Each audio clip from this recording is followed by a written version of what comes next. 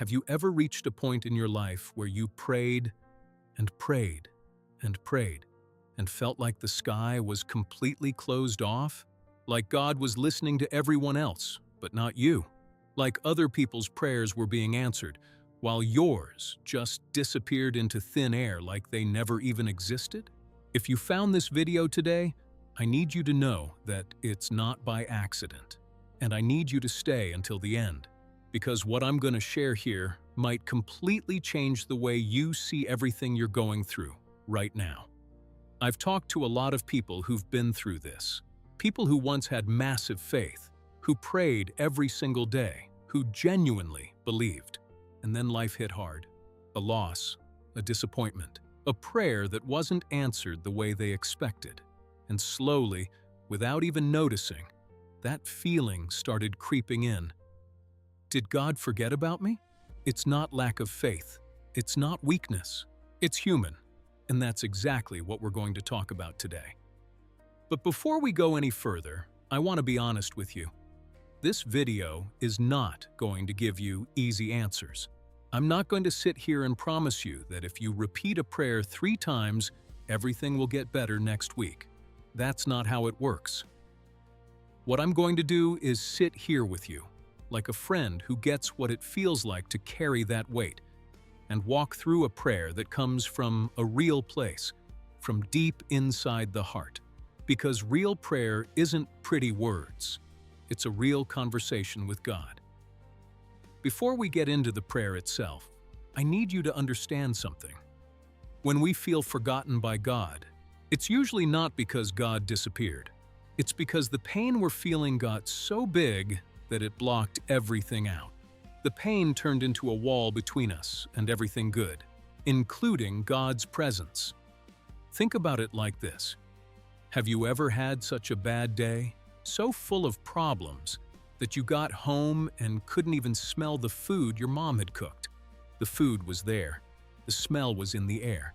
But you were so deep inside your own head that you couldn't feel any of it. That's how it works. God didn't leave, but the pain, the exhaustion, the disappointment, they cover our eyes. And here's the part nobody likes to hear, but I have to say it. Sometimes God allows the silence, not as punishment, not because He doesn't care about you, but because there are things that only grow in the silence. Think about a seed. You plant it in the ground, water it, wait, and for days, weeks, it looks like nothing is happening. It looks like the ground is empty. But underneath the surface, the most important process is taking place. The root is forming. The seed is breaking open. Life is beginning. Sometimes God's silence isn't abandonment. It's roots being formed. But I know that knowing that doesn't take the pain away. It's not that simple. So let's get into the prayer. I'm going to pray this prayer right here with you. If you can, close your eyes. Put your hand on your chest. And if you're somewhere you can't do that, it's okay. Just read it with an open heart. Lord, I'm here. And I need to be honest with you because I can't keep pretending everything is fine when it's not. There are days I pray and feel like my words hit the ceiling and come right back down. There are days I look at my life and can't see your hand anywhere. There are days I watch things going right for everyone around me, and I'm standing here asking myself, what did I do wrong? Why not me? I'm not accusing you, Lord. I'm just being real, because I know you already know what's in my heart anyway.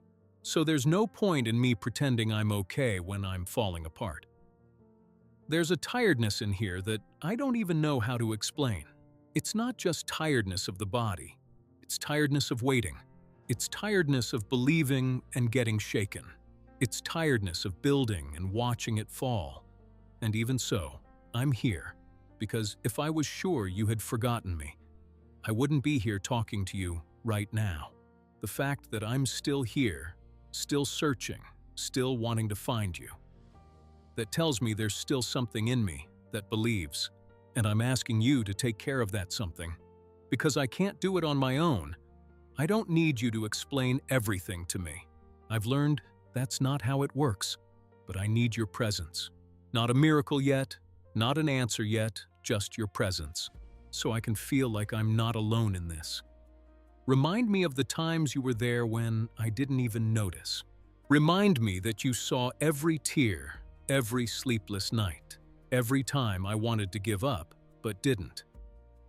Remind me that nothing I went through was invisible to you. And if the answer I've been waiting for hasn't come yet, give me the grace to keep going. Not a surface-level grace, not a fake kind of strength. Give me real grace, the kind that holds you up when it makes no sense to keep going. I choose to trust you today, not because it's easy, not because I feel okay, but because I've decided that you are bigger than my feelings, that what I can't see right now doesn't mean it doesn't exist, that your silence is not abandonment. Take care of me. Take care of my heart. Take care of the people I love who are also hurting. And when the answer comes, let me be grateful enough to recognize that it came from you. Amen. If you prayed that prayer with your heart, I want you to know something. The act of praying when you don't want to pray, when you're angry, when you're exhausted, when you're full of doubt, that act in itself is one of the greatest acts of faith there is. It's easy to pray when everything is going well. Anyone can do that. But praying in the middle of the storm, even without seeing a way out, that's something else entirely. The Bible is full of people who felt exactly the way you're feeling right now. David wrote entire psalms screaming at God, asking where he was. Job lost everything and still didn't let go. Jeremiah got to a point where he said he didn't want to speak God's name anymore, and yet he kept going. These people weren't spiritual superheroes. They were people just like you and me, who had bad days, who doubted, who cried. And God didn't pull away from them because of it. He doesn't pull away from you either. Now, I want to talk to you about what comes after the prayer, because a lot of people think praying is the finish line. It's not. Praying is the starting line. After you open your heart like that, something starts happening slowly. It won't be overnight. It won't be dramatic like in a movie, but it will happen. You'll start noticing small things you were walking right past before. A conversation that came at the right time. A person who showed up out of nowhere. A verse that caught your eye at the exact moment you needed it. A peace that makes no sense at all, but just showed up. God doesn't always show up with thunder. Sometimes He shows up in a whisper, and when we're in the middle of pain, we forget to pay attention to the whispers. So here's my challenge for you. Over the next few days, pay attention. Don't make a list of everything that's wrong. Make a list of everything that's right.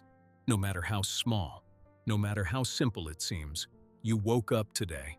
That's already one thing on your list. You found this video. That's another. You still have inside you the ability to reach for something bigger than yourself. That, my friend, is a sign of life. It's a sign that the story isn't over. And I need to tell you one last thing before we wrap up.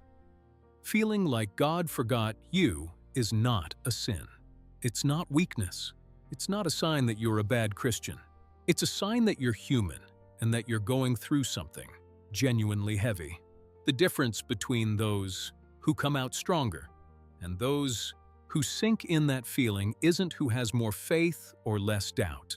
It's who chooses to keep going, even without understanding everything. Who chooses to take one more step, even without seeing the whole path. You don't need to have everything figured out right now. You don't need to be okay right now. You just need to not give up today. Tomorrow, you take care of tomorrow. Today, you stayed. You prayed. You chose not to sink. And that is more than enough. God did not forget you.